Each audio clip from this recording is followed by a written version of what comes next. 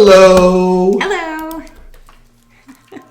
We have our fancy graphic going. It's Mike Stott and Diana Hornez. your Ta-da. current president. And Millie. And Millie, my wonder dog, she decided it's early on a Tuesday morning, and she decided she was going to be in on the fun stuff that's coming along. She's ready for her close-up. So getting right into the statistics, the median price appreciation for the Cherokee County, as predicted last month, it's still above 500,000. Over the course of the year, if you look, we're up 2%, which is a normal appreciation rate. Yeah. If you had a $486,000 house last year, you have a $496,000 house this year. Next year, you'll have a $510,000 house. Over 6 years, you'll make $100,000. Yay! So we're back into normal appreciation. What's not so normal is a little bit of an ouch. Ouch. Yeah, 275 closings in September. The last time that happened was in 2012. In September. Now, we did have a 275 month in December in 2023. If you remember, we were just coming out of COVID and everything else. But this number's low. And so I want you to know it's a 1 month number. If we look at the 270 here or 201, those numbers equated back also. What's a little disconcerting is in 2012, the population of Cherokee County was 237,000. In 2025, it's 293,000. If there's 3.5 people per household, which is a statistical average, we have 13,150 fewer houses. And just so, stay with me for a second. If we have 13,000, we have 13,000 more houses, the number of sales should be increased. If 1 out of 10 of them sold, then we should have 100 a month more. If 1 out of 20 of them sold, we should have 50 more. And, obviously a lot of the growth, we have rentals also. It's not all home ownership. But this number should be higher than this number because there's more people, more there. It's an indication that our market is in flux and not liking the interest rates and the high prices. Yeah. That's really what it is. I haven't seen a real estate prognosticator say anything without us saying we need more houses between 300 and 400,000. Yes. And we need interest rates to come down to the low fives in order to spur things on. I agree. Yeah, I mean, Diana and I spend our lives going to conferences and hearing people talk. And I was just at a broker conference in Alpharetta for all the brokers in the state. It was really quite interesting. And again, these numbers. So what do you tell your clients what's going on? Well, the best way is you look at what's happened in the past, and we can see that historically the number of sales tend to drop a little in the last 3 months of the year. And so I think we'll see numbers lower than the 331, but higher than the 275. And how can I make that prediction? It's not that I have an Ouija board. Crystal ball. Crystal ball. Although Halloween is coming, and is Halloween the best time of the year? It is the most amazing time of the year. Oh, we have a neat thing on that coming up also. But we look at what's actually going on, and active under contract and pendings are showing us what's coming up. Yeah. If we look, the median price in both the active under contracts and pendings is $525. Now that's the list price. So generally we get 96 to 98% of asking price. So 4% would be $20,000 on this. We're going to stay above 500,000 in the next month. The other thing I look at is we have 430 properties under contract right now. If they take 6 weeks to close, that means in each month, 2/3 of these or 3/4 of these are going to close. So 3/4 of 431 is going to be 308 or 9 sales next month. So I'm not coming out and saying exactly 308 or 9, but the number 275 should come up to 300 and something. I'll say 311. 311, good. I'd like it to be 5,000 closings next month because I'd like 10 of them. But here's what we have. We have 1,326 homes on the market.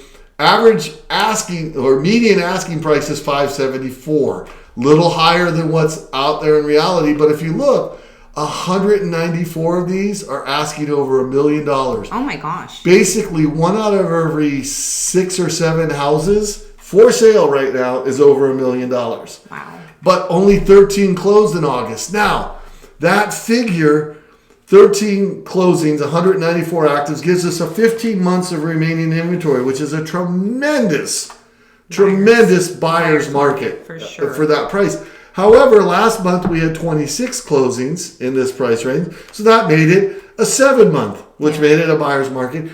And I looked at how many of the under contracts, and it's like 47 of them, or 33 are closed and under contract. So next month we should see 20 to 24 over the million. So this is a snapshot. It was 1 month. It was September. It should say September rather than August. I apologize. I didn't change that. It's okay. Then if we look over 900,000 to $1 million, we had 7 sales, 53 active, average of 43 days on the market. 800 to 900,000, 76 actives, 15 sales, and 1 or 2 of them was on the market for a long time because that average went to 103 days. Oh my gosh. 700 to 800, 115 actives, 30 sales, 43 days on market, or 29 sales, 6 to 700, the numbers are there.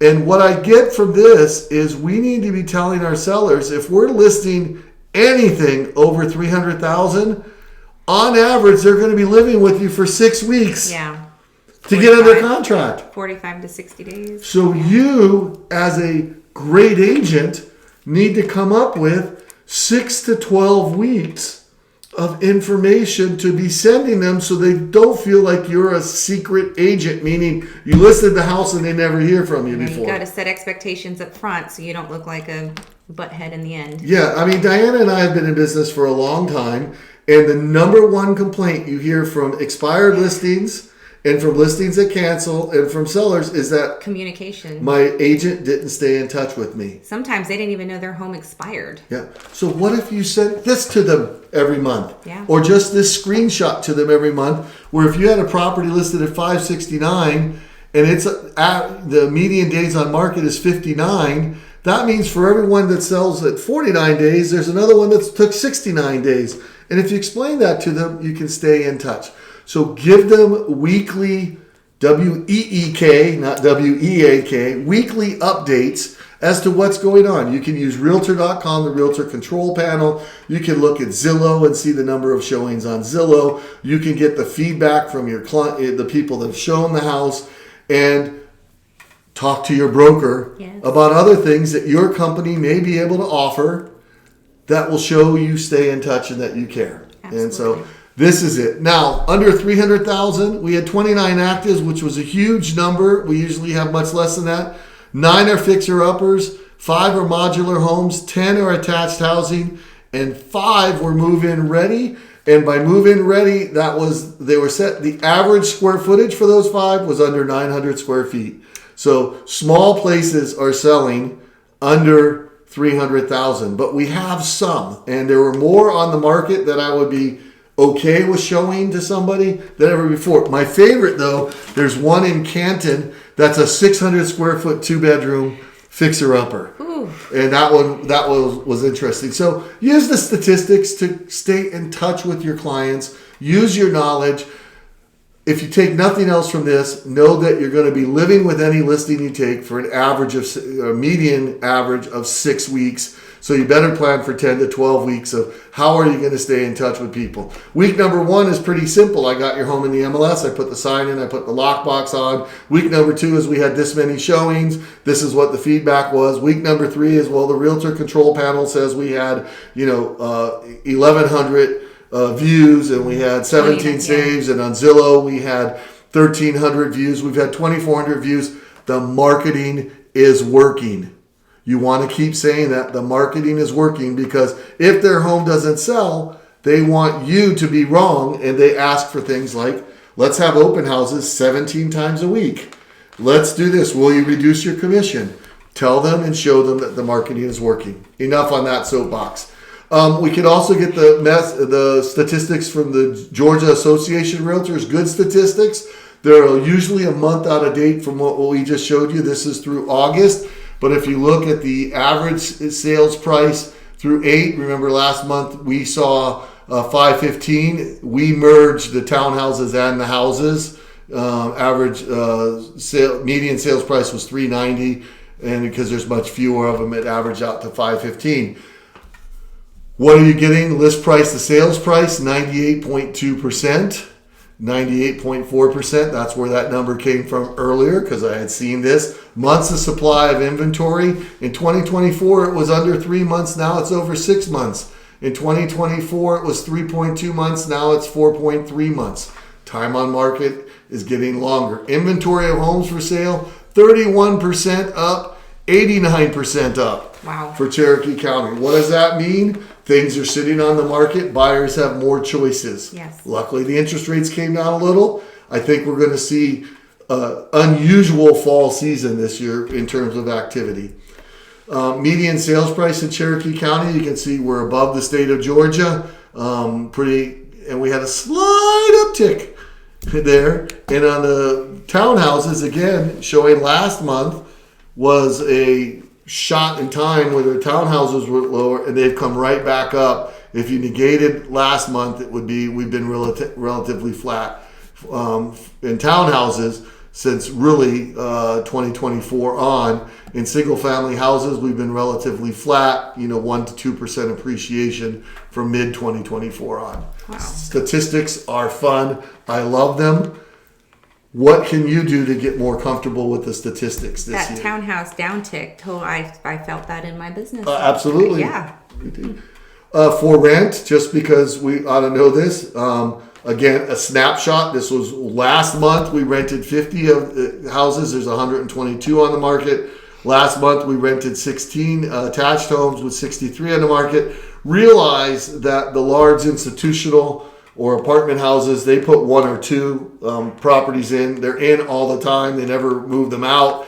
It's just to get things. So these numbers are low, but the median prices were $2,300 for houses and $2,400 for townhouses. What that means is somebody needs to earn about $83,000 a year just to rent a median price house or townhouse. That's insane. Now people are going for the townhouses because they tend to be newer and have more amenities, or condos or the apartment buildings.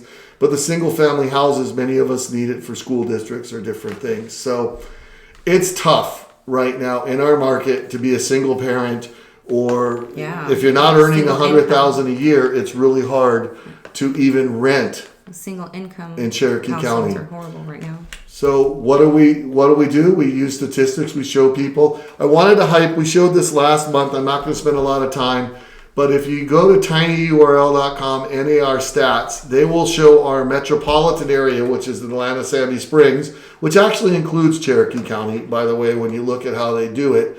But they give you good numbers that you can post on Facebooks. You can send to your clients. And this is it, when you might send this 1 week to stay in touch, is if the interest rates come out, there's going to be, 126,000 more households would be able to afford the median price home in our area. Just that one. And the interest rates have dropped from 7 to 6. Imagine if they dropped from 6 to 5.5. Just things you can talk about. Here's the migration pattern. How I would use this is I'm targeting in my Facebook or my social media posts or my advertising. I am targeting people that are 35 to 60 with good incomes, and they're moving within the state, a large portion of them. So I'm looking at people here locally that are looking to trade up or trade down, and you can show people how that works. You don't want to miss this. No. So our general membership meeting is going to be October 22nd, and this one's going to be an evening event. It's from 5 to 8. It's not from 12 to 2. It's from 5 to 8 p.m. 5 to 8. And we're going to have it same location. We didn't want to change it up too much. Timbers in Etowah. And we are going to have Chris Denson from the Georgia Public Policy Center Foundation, and he's going to talk about all stats Cherokee County. He's going to expand upon Georgia for a little bit, but we are going to have him speak on Cherokee County. Lots of great information, lots of numbers. But also we're going to have fun. We can't be all serious all the time. And if you know me, you know I can't be serious all the time. And it's Halloween. And I'm a Halloweenie. And so it's going to be a very fun themed event. And so costumes are encouraged. There will be a costume contest. So who's going to walk away with the trophy this year? Start preparing because it's going to be a lot of fun.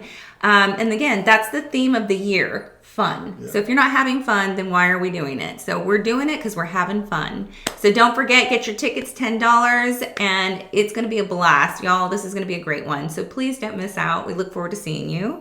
But this is one thing you don't want to miss. Absolutely. Well, really, Chris Denson, he spoke at an event that we were at, and he was the most relatable stats person. He's not boring stats. He's fun stats. And he's going to keep you interested. He's going to give you stuff that you can share with your clients. Yes. Second thing you don't want to miss is the following week on October 14th, one of our charities that we support in a large way is the Never Alone Community Food Pantry. I personally believe that it would be a shame if anybody went hungry in Cherokee County. We do a lot of work through my church. We donate 300 boxes of food a week. The Never Alone Food Pantry is a terrific organization. They're very efficient. Like if you were to go to this and donate $10, that actually provides $80 worth of food for a family. But what's going to happen is you can see their facility. You can know where they are. It's right there on Rope Mill Road. They're going to actually show you the food that that you provide to the people that come in and shop. You get to see where your donations go behind the scenes a little bit. And learn how to serve your community. Again, it's October 14th in the evening, 5:30 to 7:30. We have a large number of our board of directors that really support this, and we'll be happy to see you there. It is a wonderful organization. And in closing, our members, we know we serve our community, we protect private property rights, and we continue to elevate our profession. You guys are the best. Yes. Millie says we love you.